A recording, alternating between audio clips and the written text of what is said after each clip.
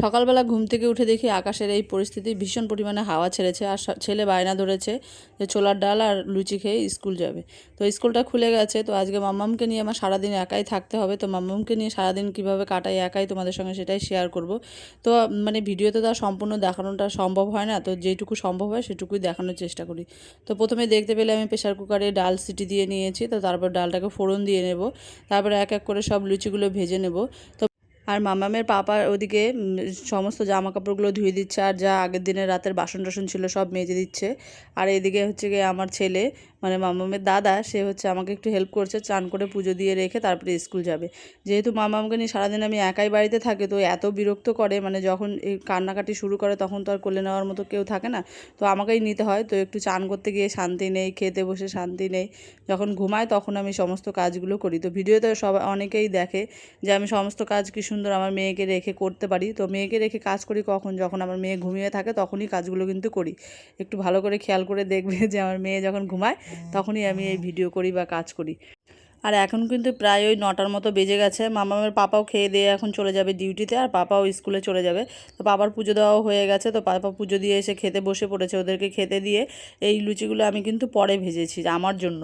তো ওদেরকে তাড়াহুড়ো করে খেতে দিয়ে তো তখন আর ক্যামেরা অন করে নিয়ে বসা সম্ভব না, সকালবেলাতে যে তাড়াহুড়োটা আর কি লাগে। তো আমার জন্য খাবারটা রেডি করে রেখে এদিকে এসে দেখছি পাপা একা একাই সব রেডি হয়ে নিচ্ছে। এখন পাপাকে কিছুই করে দিতে হয় না, চানও একাই করে রেডি হয়, ব্যাগপত্র সব গোছায় একা একা সব কিছু করে। তো কিছু ওকে এখন আর করে দিতে হয় না, যেহেতু আমি মামামকে নিয়ে সকালবেলা ওকে খাওয়ানো, ওকে পরিষ্কার করানো, ওকে সব কিছু করার মানে রেডি করে দেওয়া, এগুলো সব করি সকালে। আর এদিকে ওর বাবা সমস্ত কাজ করে, আর আমার ছেলে স্নান করে পুজো দিয়ে স্কুলে যায়। তো অনেক মানুষেরই মানে ধারণা যে আমার মেয়ে মানে আমাকে বিরক্ত করে না। তো আমাকে এসে কিছু মানুষ বলেও যে তোমার মেয়ে কত ভালো ঘুমিয়ে থাকে, কিন্তু না, ঘুমিয়ে থাকে কখন, 1 ঘন্টা ঘুমোয়, সারাদিন তো আর একটা বাচ্চা ঘুমিয়ে থাকে না, এটা সেটা স্বাভাবিক না। অস্বাভাবিক কথাবার্তা এসে বললেন আমার ভীষণ রাগ হয় যে তোমার মেয়ে সারাদিন ঘুমিয়ে থাকে। সারাদিন আমার মেয়ে ঘুমিয়ে থাকে না। মেয়েকে নিয়ে ওইভাবেই কাজ করি, মেয়ের সঙ্গে খেলি, মেয়ের সঙ্গে কথা বলি, মেয়েকে এটা করি সেটা করি, তারপর দেখে আমি কাজ করি ঘরে এদিক ওদিক। ও যেহেতু এখন দেখতে শিখে গেছে, এদিক ওদিক ঘুরে ঘুরে দেখে। ঘরে যখন আমি কাজ করি তখন ও আমার দিকে এদিক ওদিক ঘুরে ঘুরে দেখে আর আমি কাজ করি। তাই জন্য যতটা সম্ভব বাইরের কাজগুলো ও যখন ঘুমিয়ে থাকে তখন করার চেষ্টা করি, আর ও যখন জেগে থাকে তখন ভেতরের ঘরের আর কি কাজগুলো সব করি।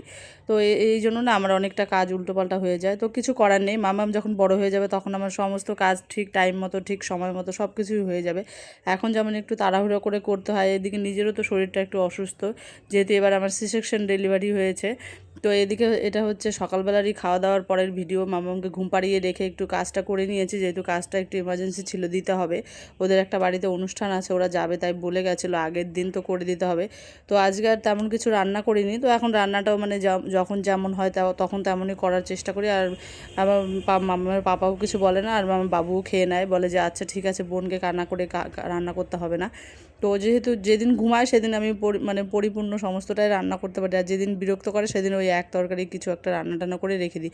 আজকেও যেমন শুধু আলু সুদ্ধ আর ডাল করে রেখে দিয়েছিলাম। তো রেখে দিয়ে তাড়াতাড়ি কাজ নিয়ে বসেছি, যেহেতু এই কাজটা আমাকে দিতেই হবে। তো ফোন করে বলেছি, তো বলছে ঠিক আছে, কাজটা আগে করে নাও, তারপরে তুমি এইগুলো রান্নাবান্না করতে হবে না। তো মামাম যেহেতু ঘুমিয়ে আছে, যতক্ষণ ঘুমিয়ে থাকবে ততক্ষণ আমাকে এই কাজটা শেষ করতেই হবে, বা শেষ না করলেও প্রায় অনেকটা এগিয়ে রাখতে হবে। তখন যখন মামামের পাপা বিকেলবেলা আবার আসবে তখন আবার এটাকে আমাকে করতে হবে। যেহেতু আমার এখনও চান আছে, পুজো বাবা দিয়ে গেছে, তো চান টান করে টোরে তারপরে আবার বিকেলবেলাতে ভাবছি বসবো। তো টাটা। আজকের ভিডিওটা যদি ভালো লেগে থাকে তো লাইক, কমেন্ট অ্যান্ড শেয়ার করে দেবে। আর যে যেখান থেকে আমার ভিডিওটা দেখছো সবাই একটু কমেন্ট করে জানিয়ে যাবে।